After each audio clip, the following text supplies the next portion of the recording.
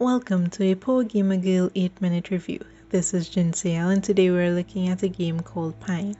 Pine is a single-player, offline, open-world RPG. It is set on an island where our protagonist Hugh lives with his brother and a tribe of humans on a mountain that we later learn is called Unstable Cliff. And well, no spoilers, but... With the village in shambles, Hugh sets off against the elders' warnings into the out to find a safer place for the tribe to live. During our journey, we are aided by Arthur and Wes, traveling brothers who explain to us much about the island and help us to find the answers to Hugh's, and by extension his brother's, curiosity on the humans who lived in the out previously. The out is littered by tribes of different species. Pine is unique in that you can interact with these tribes and make relations with each through donations to be on their good side or straight up murder if you want to spice up the gameplay and have an all-out war. You can have a neutral, ally or hostile relationship. Each tribe also has their beef with each other, so you end up in situations like this. Your donations with one tribe affect your relations with all tribes, because who wouldn't be mad when you donate your entire pouch of goodies to just one tribe? Don't worry about your status with the tribe's early game, just achieve ally stats to trade, and if you're in the area for a while, achieve neutrals so you don't waste time running away from imminent danger when you just want to explore. With the donations you made, along with the village's own collections, they can grow their strength within the territory. This gave me an idea that late game there would be more depth to the role of Hugh and how he strengthens or weakens one tribe over the other. It even hints to a possible overthrow or coup. Litter, or as I like to call them, lizards, are the first tribe we see as we hobble down from the mountains. Little gross to look at and gross to be on the receiving end of those spitballs. I haven't seen much of these guys while exploring beyond the starting area. Kinda miss their spit and monk-like robes. Vexel, or foxes, heckin' fashionable. Their use of potion makes battling against them a pain if you aren't paying attention, because guess what? They heal too. The good boys of the out, if you ask me. Their design look very similar to our good boy from childhood, Fox Robin Hood. Gobbledew, or turkey, or chicken, or peacocks. They're smexy AF, but they also attack like real life, giving raw flashbacks to that time a chicken chased me around the yard. The design mimics the Middle Eastern aesthetic, which is the best aesthetic out of all the tribes. They always seem to dominate over the foxes with one-on-one battles. Cariblin, or as I like to call them, horse faces. Pretty unnerving to look at. I mean, it's a horse on two legs with antlers. I guess in that case they're probably more moose.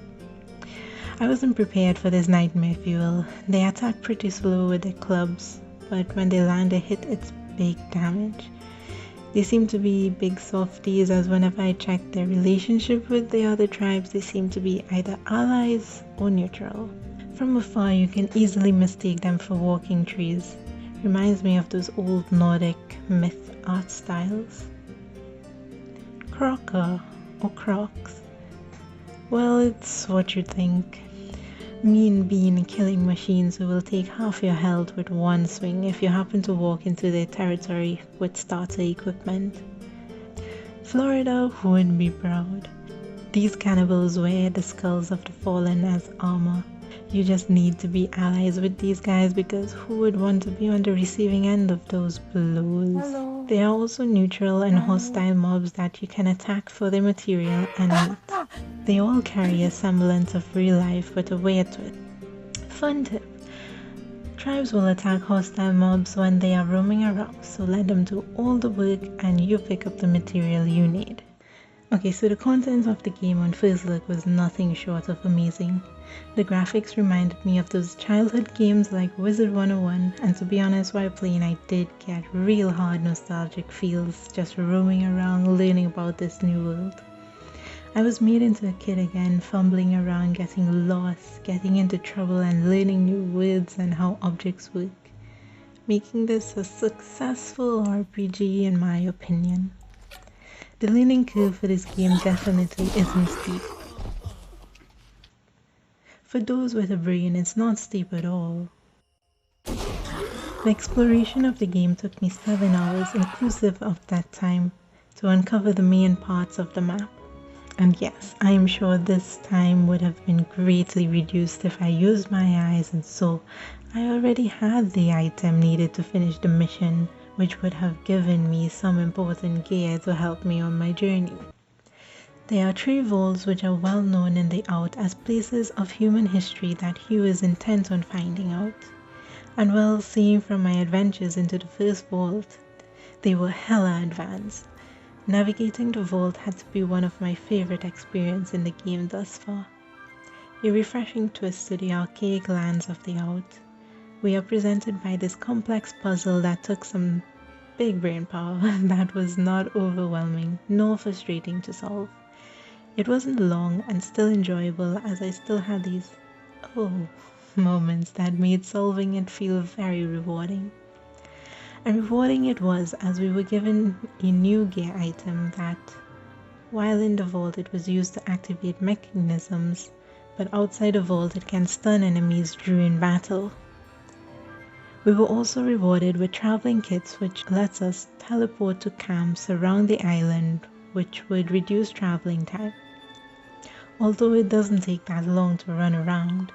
Plus walking is a great way to explore and gather items that you would need to donate to the tribes. These bountiful rewards led me to believe the other 2 vaults contain equally valuable gear that would help our chances of surviving the Out further.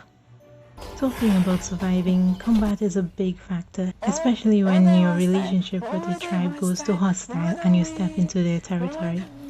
It's either you run or fight, and if you're fighting, you need to make sure you're fully geared out or you might just...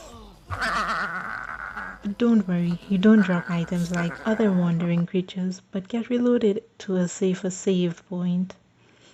As a casual gamer who tends to avoid all fighting if I could, avoiding fighting at the start is really the way to go.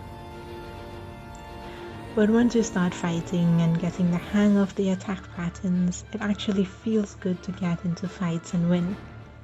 A refreshing, rewarding feeling for me who usually finds battles a chore. Oh, and if you're looking for a boss fight, just go into the tribe of whom you're hostile with and get ready to be smacked around by the entire tribe and the tribe leader. During combat, you can consume food which gives you back both health and stamina. Regular consumption of food would also be needed to make sure you stay efficient and replenish your stamina so you're able to run away from hostiles. Another thing to note, fall damage is a thing. Don't break your ankle! But as you explore, you're rewarded with high start items which you would need to craft. Crafting is a matter of walking around, finding the materials, and making it using the idea you got from rare hidden chests or traders found in each village. Crafting is not difficult at all, but finding and remembering where certain materials can be found is a task by itself, and not all items are in obvious spots. In fact, there are some materials that you cannot relate to real life, making it a bit harder to figure out what areas to scour. Looking at the story, combat, and immersion, overall I give it a PGG score of 9 out of 10. Well, if anyone needs me, I'm playing this game.